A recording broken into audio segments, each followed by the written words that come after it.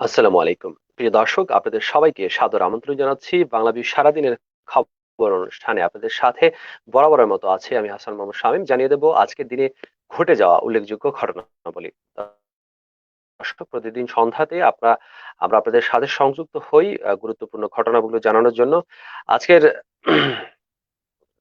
করোনার প্রকোপ কিন্তু বাংলাদেশে একদমই কমছে না, এবং যে ব্যাপারটি হচ্ছে, করোনায় বাংলাদেশে আরো 198 জনের মৃত্যু হয়েছে এবং শনাক্ত হয়েছেন 7,535 জন। গত 24 ঘন্টায় করোনা আক্রান্ত হয়ে দেশে এই সংখ্যক মানুষ মারা গেছেন প্রায় 200 জনের কাছাকাছি। এবং এই নিয়ে কিন্তু করোনায় মোট মৃত্যুর সংখ্যা দাঁড়িয়েছে 24,547 জনে। এ সময় নতুন করে শনাক্ত হয়েছেন 7,535 জন। এ নিয়ে দেশে মোট শনাক্তের সংখ্যা বেড়ে দাঁড়ালো 14,33,396 জন। এবং সিলেটের পরিপ্রেক্ষিতে যদি বলতে হয়, আজকে কিন্তু সিলেটে কয়েকদিন কিন্তু সিলেটে মৃত্যুর প্রকোপটা অনেক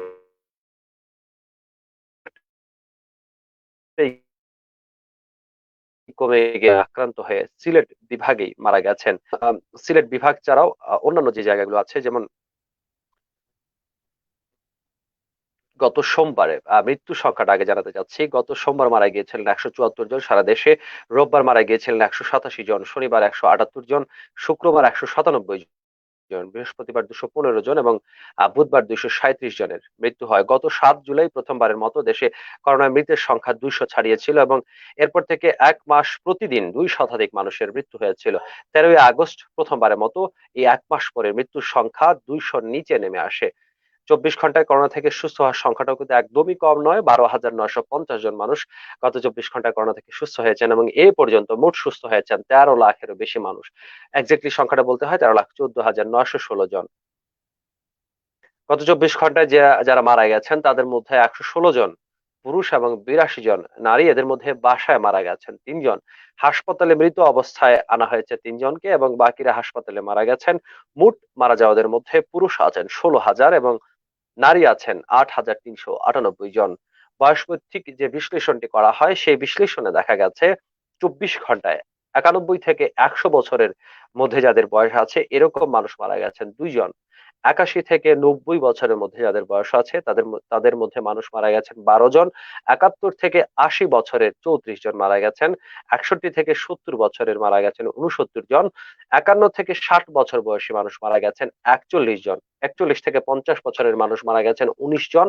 31 থেকে 40 বছরের মানুষ মারা গেছেন 11 জন, এবং 21 থেকে 30 বছর বয়সের 9 জন সহ 11 থেকে 20 বছরের 1 জন আজকে মারা গেছেন। গত 8 মার্চ দেশে প্রথমবারের মতো 3 জনের দেহে করোনা ভাইরাসের অস্তিত্ব শনাক্ত হয়, এবং এর 10 দিন পর 18 মার্চ দেশে ভাইরাসে আক্রান্ত হয়ে প্রথম 1 জনের মৃত্যু হয়। এবং সেই থেকে এখনো পর্যন্ত বাংলাদেশ সহ পুরো বিশ্বে করোনার প্রকোপ চলছে। এবং যেটা সবচেয়ে ভালো ব্যাপার হচ্ছে যে এই করোনার সাথে লড়াই করার জন্য কিন্তু ভ্যাকসিন তৈরি করা হয়েছে, এবং সেই ভ্যাকসিন কিন্তু ইতিমধ্যেই মানুষজন গ্রহণ করছেন, এবং বাংলাদেশ সহ বিশ্বের বিভিন্ন স্থানে মানুষজন ভ্যাকসিন গ্রহণ করছেন। সিলেটের যে ব্যাপারটি হচ্ছে, সিলেটেও কিন্তু করোনার ভ্যাকসিন দেয়া হচ্ছে।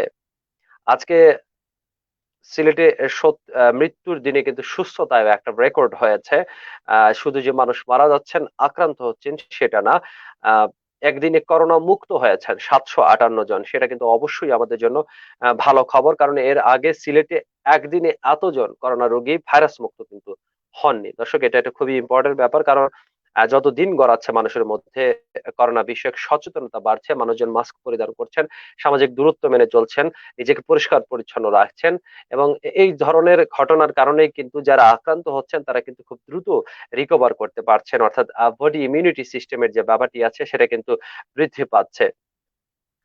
একটা দুঃখের খবর আপনাদের সাথে শেয়ার করতে চাই। মায়ের সঙ্গে অভিমান করে লাইফে এসে যুবকের আত্মহত্যা, এই সম্পর্কিত একটা প্রতিবেদন করেছে Sylhet24.com। তারা বলেছে, নিজের ফেসবুক আইডি থেকে লাইভে এসে সবার কাছে ক্ষমা চেয়ে গলায় দড়ি দিয়ে আত্মহত্যা করেছেন সুমন মিয়া নামে 35 বছর বয়সী একজন অটো রিকশা চালক। সোমবার 17ই আগস্ট রাত 11:30টার দিকে মৌলভীবাজার সদর উপজেলার গয়ঘর গ্রামে এই ঘটনাটি ঘটেছে। নিহত সুমন মিয়া ওই গ্রামের মৃত শহীদ মিয়ার ছেলে।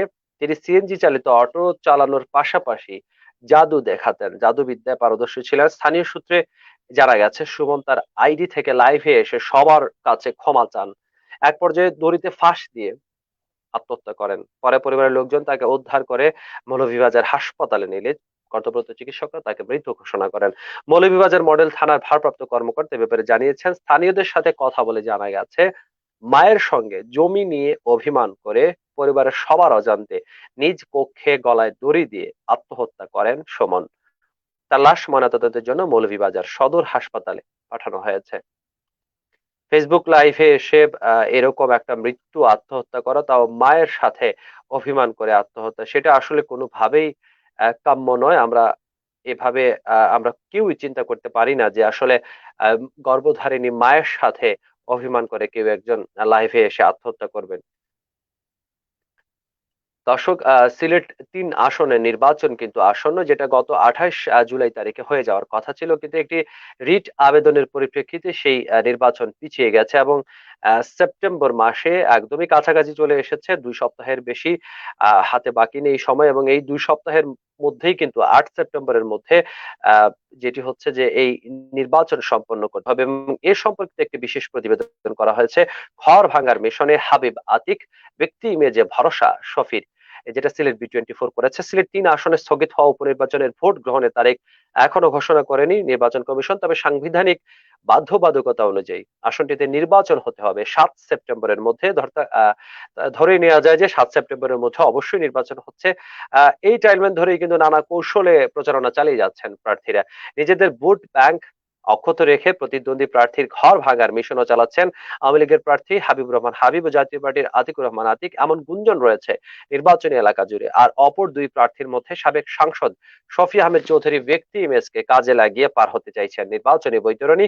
এবং এই তিনজনের বাইরে বাংলাদেশ কংগ্রেসের প্রার্থী জুনায়েদ মোহাম্মদ মিয়াকে নিয়ে অবশ্য তেমন কোনো একটা আলোচনা নেই নির্বাচনী এলাকায়। তিনিও অবশ্য তার জায়গা থেকে কাজ চালিয়ে যাচ্ছেন। নির্বাচনী এলাকার ভোটারদের সঙ্গে আলাপ করে জানা গেছে, ভোটের জন্য সাধারণ মানুষের পাশে যাওয়ার পাশাপাশি হাবিব ও আতিক নেমেছেন একে অন্যের ভোট ব্যাংক ভাঙার মিশনে। একজন অন্যজন দলের নেতাকর্মীদের ম্যানেজ করতে মরিয়া হয়ে উঠেছেন। এতে দুই প্রার্থীরা কিছুটা সফল হচ্ছেন বলে মনে করছেন ভোটাররা। সুষ্ঠুভাবে সুন্দরভাবে ভোট সম্পন্ন হোক, সিলেট ৩ আসনের যে উপনির্বাচন আছে, এবং গণতান্ত্রিক ধারা অব্যাহত থাকুক বাংলাদেশে, করোনা মুক্ত থাকুক পুরো দেশ। দর্শক, আমরা আগামীকাল আবারও সংযুক্ত হব বাংলা ভিউ লাইভে সারাদিনের খবর অনুষ্ঠানে। সেই পর্যন্ত সবাই ভালো থাকুন, সুস্থ থাকুন, বাংলা ভিউর সাথে থাকুন। খোদা হাফেজ। এতক্ষণ সঙ্গে থাকার জন্য খোদা হাফেজ।